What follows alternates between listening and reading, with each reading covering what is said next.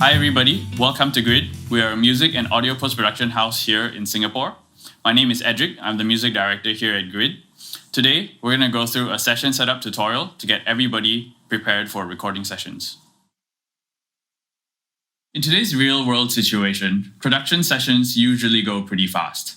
As an audio engineer, you are required to swiftly navigate the sessions so as to not hinder the creative workflow of artists and producers.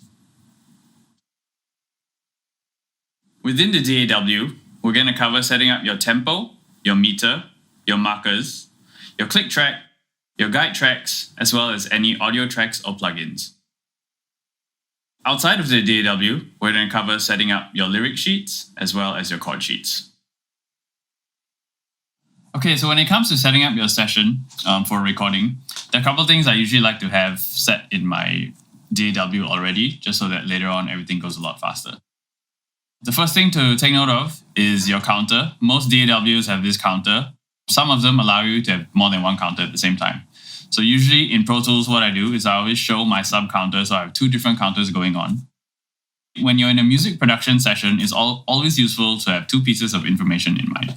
The first one is your bars and beats, because that's usually how we count music and how we navigate the different sections of the song.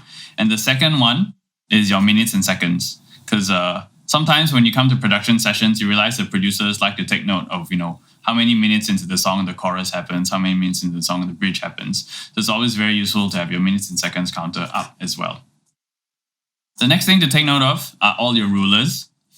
All the rulers necessary for a music production session are listed over here in Pro Tools. There's a whole list over here. We don't need all of them. There's just a few of them we need to take note of. Of course, the two most obvious ones would be the same ones as the counter, which is your bars and beats and your minutes and seconds. So bars and beats have already been shown here. We're just going to show your minutes and seconds. The next few we need to bring up are things like your markers, because this will help you to navigate the session a lot more quickly.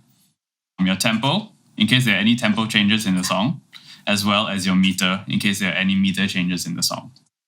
So the screen setup as it is right now is usually how I like to start going into a music production session, with all the visual information I have handy to get the session running smoothly. Okay, so the next thing I'm going to set up is the actual session itself for the recording. Usually when you go into recording sessions, either the producer or the artist will send you guide tracks prior to the recording. So it's always useful to import those guide tracks in before the session starts. So it's going to do that now.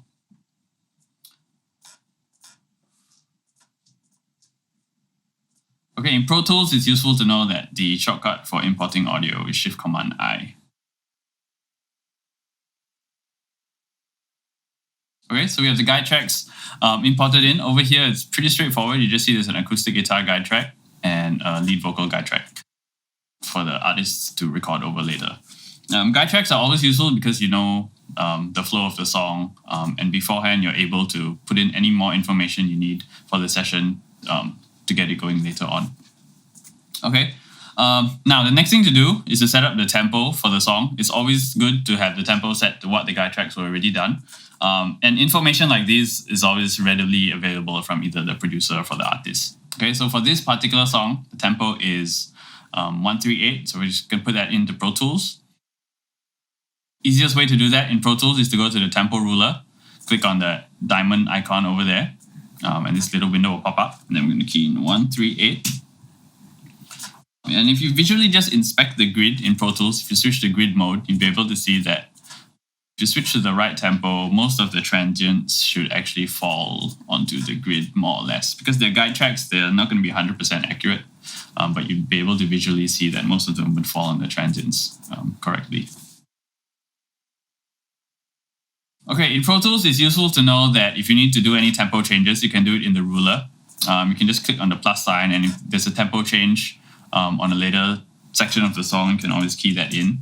For this particular song, there is no tempo change, so we're not going to do that. Just going to get rid of this.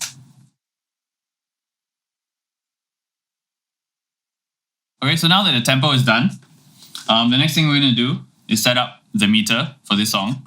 This particular song is in 4/4, so usually when you create your new session, you wouldn't need to change the meter. If the song was in 3/4 or in any other timing like 6/8, then you would go to Pro Tools, you'd go to the meter ruler, You go to the start of the session, hit the plus sign. This window will pop up over here, and you can change this to either 3/4, or if the song was in 6/8, you could change it to 6/8.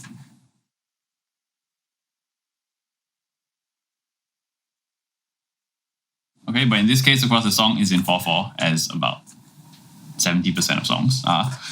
So we're going to put this back to 4/4, and that would be the meter. Okay, and the last thing to set up for this section is usually the markers.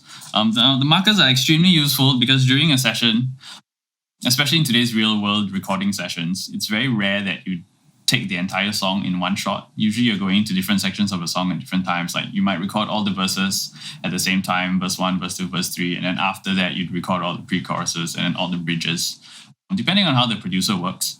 So it's always useful to have the marker set up. So we're going to go and do that. In Pro Tools, it's very easy to add a marker. You just hit the Enter key on your numeric keypad. We're going to put in verse 1. And then we're going to look for verse. So we're going to look for the chorus. But these things we hardly ever know. And then we can put in chorus 1. We can put in verse 2, chorus 2. And then, of course, you can put in the bridge, the last chorus, and so on and so forth. Okay, so these markers help you navigate the session really quickly. In Pro Tools, it's useful to bring up your memory locations window, which is Command numeric 5. And the fastest way to navigate the markers is to use your period and then the marker number and period again on the numeric keypad. So if I wanted to go to marker number 1, I would hit period 1, period, and it would jump to marker number 1. And if I wanted to go to marker number 3, period 3, period, it would jump to marker number 3. And this helps you navigate a session very, very quickly, especially with producers who like to jump to different sections of the song at the same time. Okay, so one of the most important things to have during a recording session is always the click track, the metronome track, for your musicians and your artists to be able to keep in time with the song that's going on. In Pro Tools, it's pretty straightforward to set up a click track. You just need to go to Track, Create Click Track. And the good thing about that is that in Pro Tools, it already inserts the auxiliary track for you, and if you go to your mix window, it inserts the click plugin for you as well. When you're playing with a click track, let's just play this one over here. Now, throughout many recording sessions, you realize that different musicians and different people like to listen to different sounds when they're listening to the click track. So it's always useful to know that in Pro Tools, and most DAWs, they actually allow you to change the sound that's going on in your click track. Like for example, this one right now is the default Pro Tools click. You can change it to things like a woodblock. Let's look for woodblock. Change both to woodblock. Okay, so you have different click sounds going on. For drummers especially, they like to listen to the much higher pitched sounds that don't get drowned out during their drumming.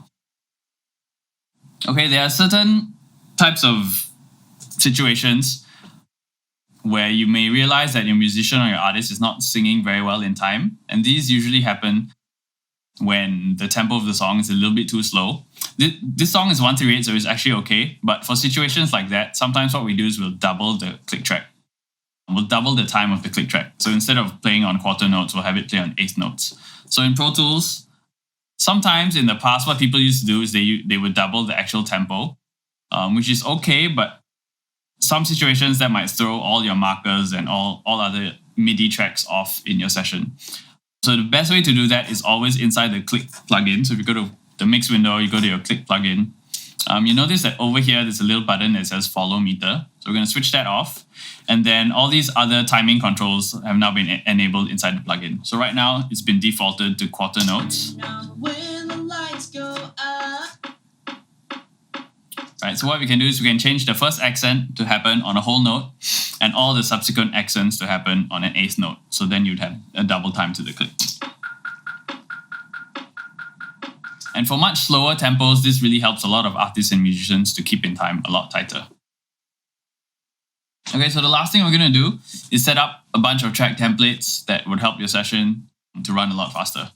Okay, so for most recording sessions, it's always useful to have a set of tracks already set up just for you to go to and quickly add on plugins or add on settings that will help either the artist to monitor better or to help the overall sound just sound better during the recording so everybody can get into their creative workflow. Okay, so in Pro Tools, what we're going to do, We can set up a bunch of reverb tracks.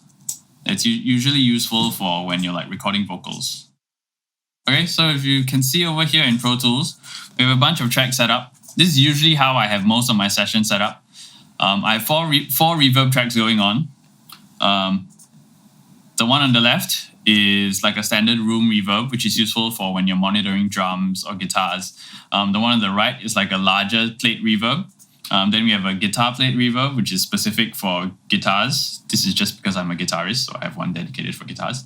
And the last one we have over here is a vocal reverb. Now, this is most useful for when you're recording vocals.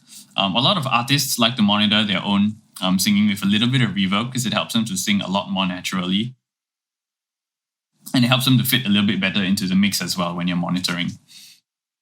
I have a music bus set up. So this is useful when you have a whole bunch of guide tracks or a whole bunch of like recorded tracks already. What I do is I'll send them to this music bus and I can adjust their overall volume just with one fader instead of having to adjust all of them at the same time.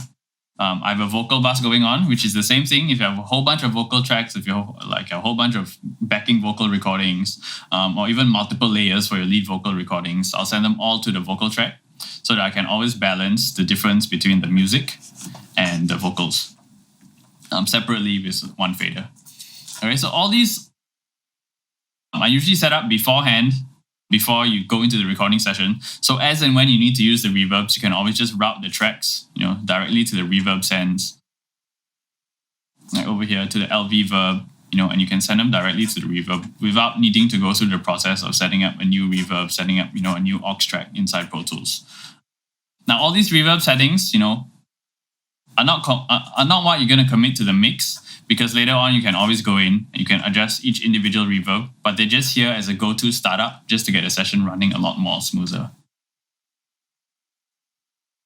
Okay, so setting up the chord and lyric sheet is pretty straightforward. As you can see, we have a template set up already, and we're just going to go through the individual components on the template.